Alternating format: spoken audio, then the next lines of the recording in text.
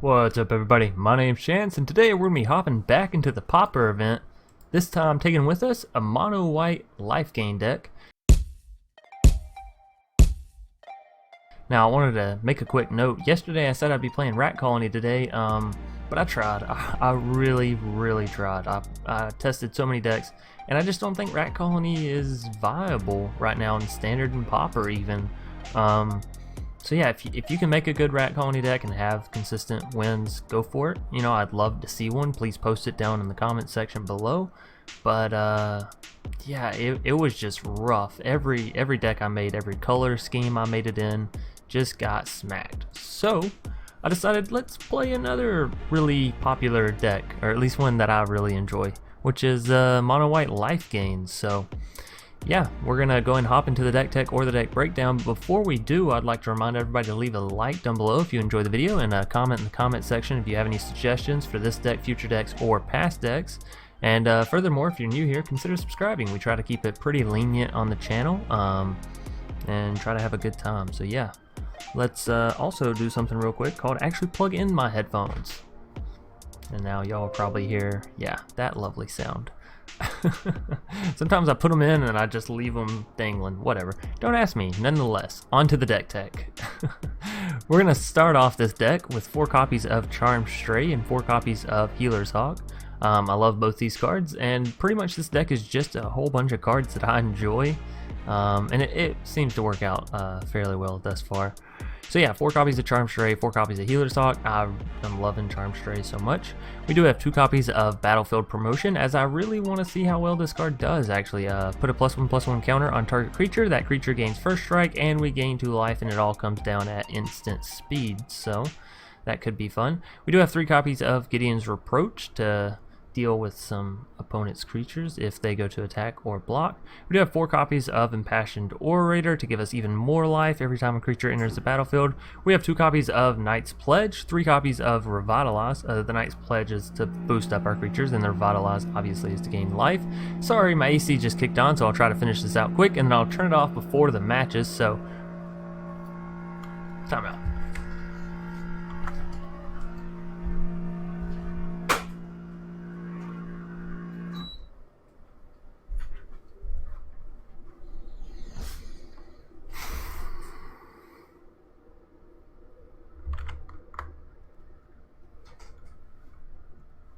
Okay, as I was saying, we have 2 copies of Knight's Pledge to help boost our creatures up, and 3 copies of Revitalize to cycle itself out, as well as giving us some life.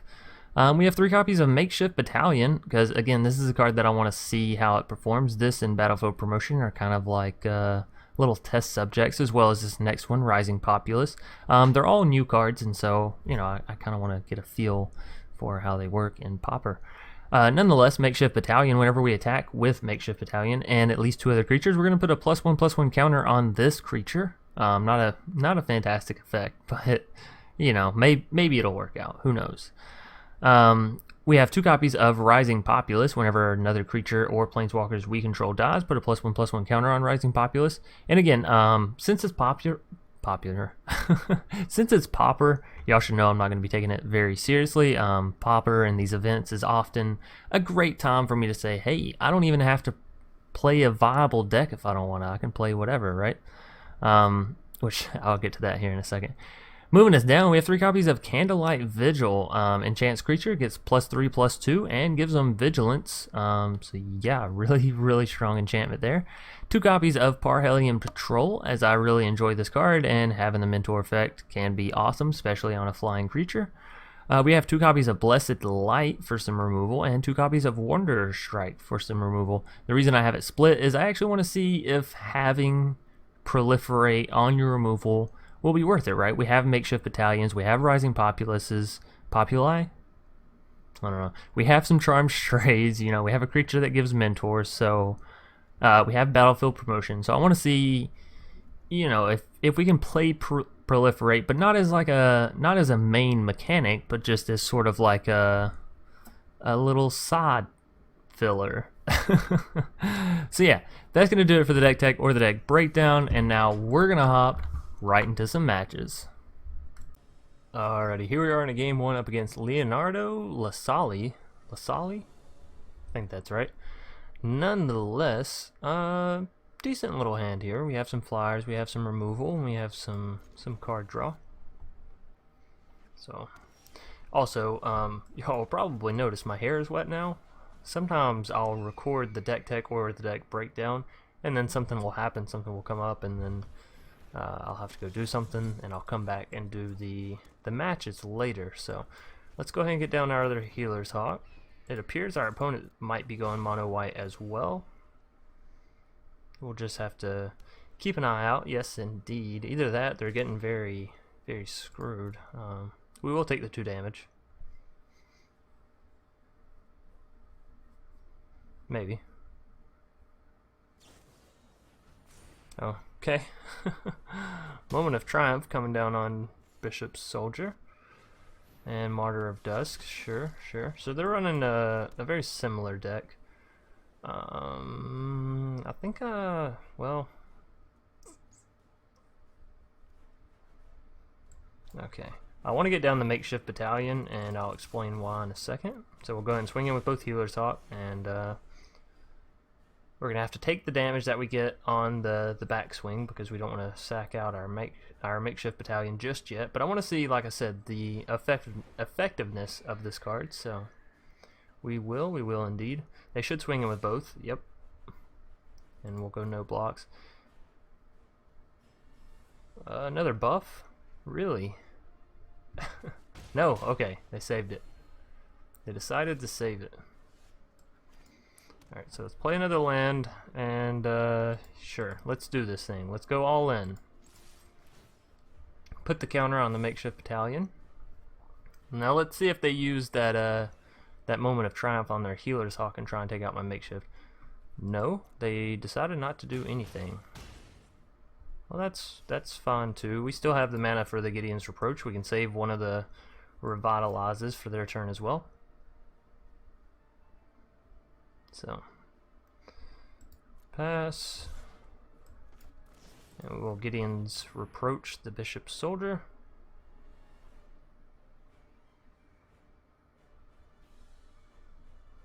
Can they buff him to above 4? Nope. They have something in their hand, something that can be played at instant speed that they're just not. And that's what's worrying me, right? Alright, so Revitalize. Okay. These draws, though, right? 3 Revitalizes in a row. Alright, we're going to go ahead and cast one now, just so we can, you know, try and draw into something. Gideon's Reproach, that's fine. And, yeah, I think we just go all in again and hope they don't have a Gideon's Reproach of their own or anything of the sort, right? It doesn't appear so. So far, so good. Makeshift Battalion really needs about 1-2 more counters in order to be safe. But, you know, we're sitting okay for right now. We have a 5-4 down, so she appears to be working out fine.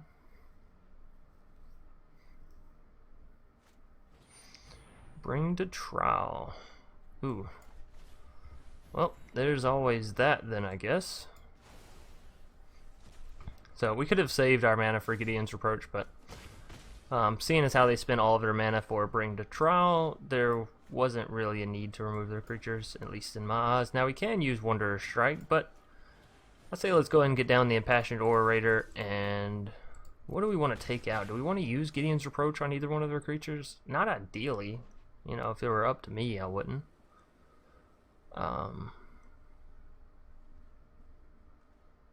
Yeah. We'll just let it happen. We're still at 22 health, so 2 damage isn't the world's worst. Take Vengeance, okay. Oh, that one stings, actually. Drawn into another land is really, really not where we wanted to be. Alright, well, tell y'all what, we're just going to wait and save the Gideon's Reproach for their turn and use it on the Martyr of Dusk, more than likely. We need either some more creatures or buff spell or 2 wouldn't hurt, that's for sure. Buffing up the Healer's Hawk. We'll have to see. We just have to hope that we don't get flooded. Okay, so they're playing Rising Populace as well. I mean, we could just Wanderer strike the Rising Populace, which we probably will, right? Okay. And I think we're actually going to Gideon's Reproach the Healer's Hawk, because I don't want the Martyr of Dusk to die if it's going to be one of their only creatures. I'd rather Wanderer strike it, right? So we'll take out the Healer's Hawk. The Rising Populace does grow a little bit. I'm not going to worry about the Martyr of Dusk.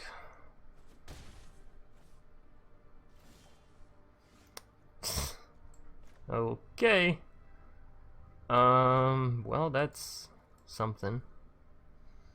We have all the removal in the world, which, I mean, I guess works. Could have just used Blessed Light there and got him for 2 more, I suppose. That's actually what we should have done. I'm sorry, I messed up there. Made a misplay. That's okay. We'll bounce back. Okay, so pass to attackers. They swing all in. Probably. They swing all in. Probably.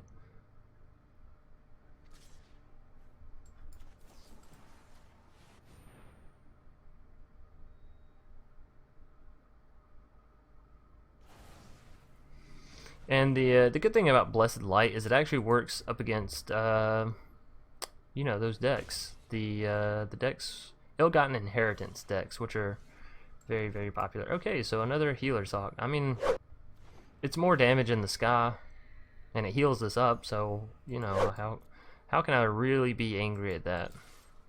Let's go all in. Let's get some damages. They're down to 8. Don't be late. We still have 2 forms of removal in our hand, so that's fantastic. But yeah, Blessed Light, like I was saying, actually works pretty well against those Ill-Gotten Inheritance decks. Knight's Pledge. Okay. Alrighty. Well, we're gonna take the 4.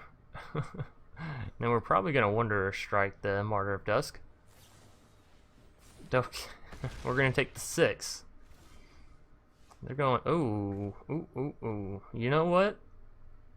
We might take a little bit more damage. I think I'd rather get the Candlelight Vigil down, right? Like, removing his creature, sure, it's okay. But now they have to deal with our Healer's Hawk, otherwise that's game. Okay, Healer's Hawk of their own actually doesn't solve their problems. No blocks.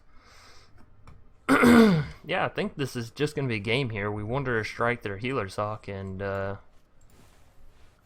call it good, right?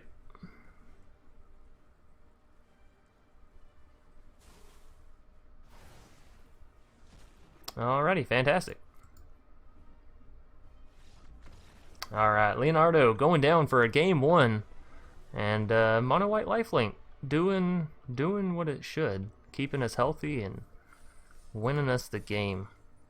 Alrighty, so on into a game 2 then. Ginkgo? Ginkgo. I think it's Ginkgo. Nonetheless, we're going to be hopping into a game 2. Sure. I mean, it looks viable, right? I think I want to go Healer's Hawk first.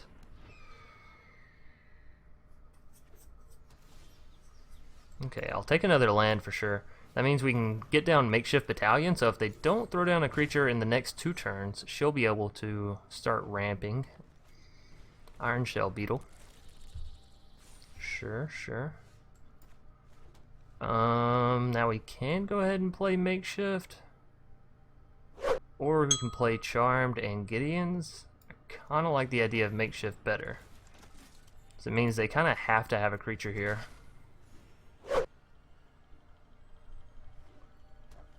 Which they probably do. Guild Pact Informant. Okay. They swing in. They don't. That's actually pretty huge. I think we are still going to go all in. And now let's just see how they want to line this up. Do they want to sack out? They're not. Okay, so then we Gideon's Reproach their Iron Shell Beetle. I was about to say, I didn't think they would sack out their Guild Pact Informant for my Healer's Hawk. That just doesn't seem like a viable trade, but that's fine. So yeah, we have a decent board state now. Obviously, they're going for some kind of proliferation stealth mission. That'll do it. We need one more land, and we'll be able to cast down Wanderer Strike and get some of our own proliferation on. Gideon's Reproach. That'll do. That'll do. Ginkgo. What? All right. Game 2. What was that? Turn 4? Turn 5? All right, and we got the Ongroth card art, so that's nice. All right, so we'll go on into a game 3 here. Alrighty, here we are up against Raster Blaster. I gotta say, I like the name. The Teferi avatar makes me a bit uncomfortable, but that's okay. This is a bit of a slow hand, I'm not gonna lie. And by a bit, I mean very, very slow. A Boreal Grazer. Selesnya ramp of some kind, perhaps?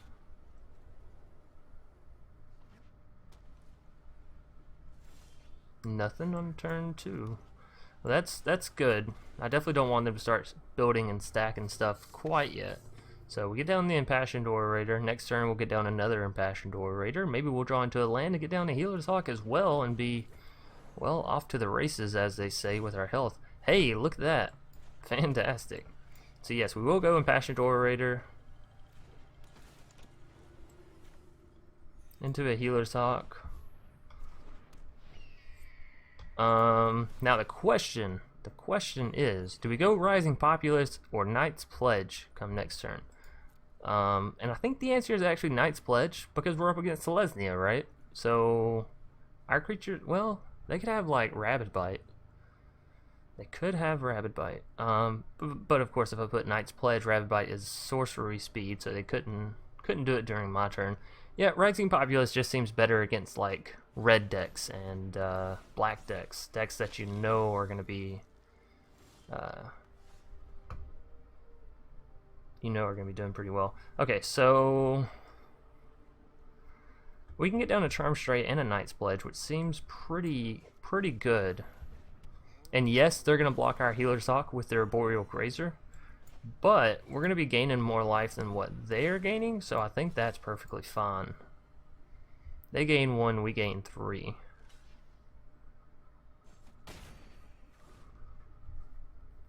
Alright. We need 2 more lands to get down either a Blessed Light or a Wanderer Strike. Hey, Luminous Bonds. Awesome. Just a card you absolutely love to see, right? So they're not going to attack in with anything. Hey, Makeshift Battalion. That is something. Let's get down the Rising Populace first, and then we'll get down Makeshift Battalion. Maybe, I think we did that backwards, actually. Should have gone Makeshift first. That way on the next turn when we play Rising, we can already attack with the Makeshift, as opposed to now, where we just sit, and next turn we just sit. So that was a misplay. Whoops. It's okay, I'll learn as I go, as I'm sure we all do. Wow, that's a big Grazer. That is a big boy Grazer. Still not attacking in. That's surprising. Alright, Makeshift, you land and you do your thing. And by do your thing, I mean stand there ominously. So we're up to 32 health. Just building. You know, as the saying goes, if you build it, they will come. We're sort of testing that theory here. So yeah, we need some more lands, and it's not like I skimped out on lands in this deck. I'm fairly sure we're running 24, so... And give the Grazer flying. Dear goodness, if we can take out that Grazer, the amount of benefits we get are huge. You know, I really just want to land, and I'm almost tempted to Revitalize here instead of going for the Impassioned Orator, and I actually think I'm going to. Hey, that's what we wanted. Now we can also play the Impassioned Orator, so that actually worked out perfectly. I wouldn't recommend to always do that. However, sometimes if it's the right situation, it can work.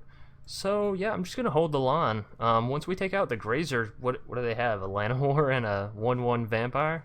You know, not that scary. Oh my goodness, they just, I mean, sure. I'm not gonna complain too much. Sure, they're getting in a whole lot of lifelink and a whole lot of damage, but once we do get one more land, they're gonna be in for some trouble. Alright, and we're gaining plenty of life, right? 3 for every creature we lay down. We have Charm Stray down. We have another Charm Stray down. We'll be okay.